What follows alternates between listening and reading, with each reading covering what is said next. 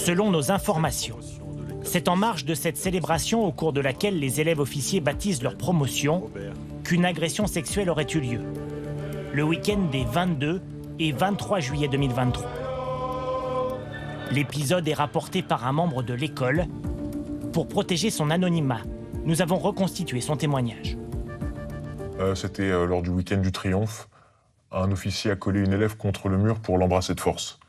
Elle a réussi à s'extirper pour aller rendre compte directement à son chef de section. Et là, la réponse de ce dernier était explicite. Vous avez pensé à la carrière de ce gradé? À sa famille? Il l'a dissuadé de parler. Selon nos informations, aucune poursuite n'a pour l'instant été engagée. L'école précise à ce jour ne pas avoir eu connaissance des faits dénoncés. Ces derniers mois à Saint-Cyr, le climat serait particulièrement difficile pour certaines élèves.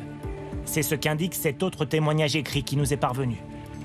Depuis l'automne, les choses se dégradent considérablement pour les femmes du bataillon.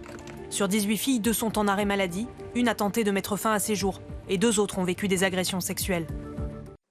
Pour aller plus loin, nous recevons Guillaume Ancel. Bonsoir, vous avez publié un livre intitulé « Saint-Cyr, l'école » à l'école de la Grande Muette chez Flammarion. Vous avez été officier vous-même formé à Saint-Cyr-Couët-Quidan. Qu'avez-vous pensé de ces témoignages? Est-ce que vous vous attendiez à cette réalité qu'ils décrivent?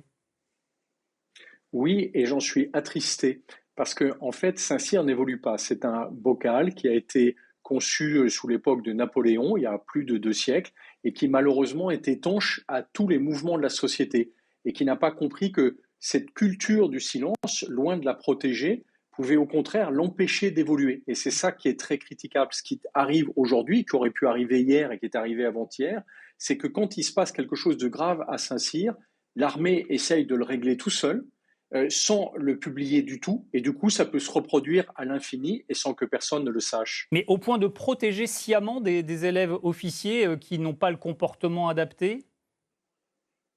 Alors, il n'y a jamais de volonté de la part du commandement de protéger des personnes, et surtout pas dans des cas aussi graves que ceux qui ont été décrits d'agression sexuelle, qui se relèvent du pénal. Mais la volonté affichée, c'est d'abord de ne jamais faire d'histoire, de ne pas faire scandale, et puis aussi de respecter cette espèce de grande muette, ne rien dire dans l'espoir que tout cela passe. C'est moins la volonté de protéger des personnes que de protéger l'institution, et en réalité, ça se retourne très souvent contre elle. Alors, votre livre, vos propos s'appuient sur des témoignages d'aujourd'hui, depuis l'intérieur de l'institution?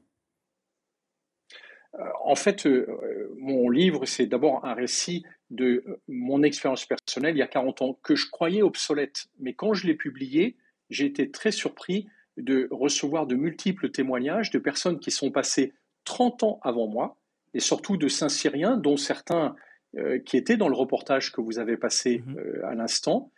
Donc aujourd'hui, en 2024, à Saint-Cyr, et ce qu'ils me décrivent tous sur 70 ans d'allonge, c'est qu'en fait, c'est toujours la même chose. Je vais vous demander une dernière réaction aux propos de l'école par la voix du général Hervé de Courrèges. Il dirige donc l'école. Il explique dans le reportage les actions de prévention au sein de l'institution. On l'écoute. L'Académie militaire applique une tolérance zéro sur tous les sujets graves liés au harcèlement et aux discriminations. Depuis 4 ans, notre établissement a mis en place un réseau de 40 correspondants militaires civils, mais aussi d'élèves officiers, permettant aux potentielles victimes et aux témoins de venir signaler ces faits. Voilà pour ces propos, Guillaume Ancel. Il semble que l'école tente de réagir. Est-ce que l'institution peut évoluer? Bien sûr que l'institution peut évoluer. Il faut surtout qu'elle soit le reflet de la société. Or, ça n'est pas le cas aujourd'hui. Ce qu'a fait le général de Courrèges est très bien, mais dans la réalité, les officiers élèves qui sont à Saint-Cyr ne témoigneront jamais. Sinon, ils auront le sentiment que leur carrière est brisée, parce que Saint-Cyr, c'est l'école où on apprend à faire la guerre et à se taire. Merci.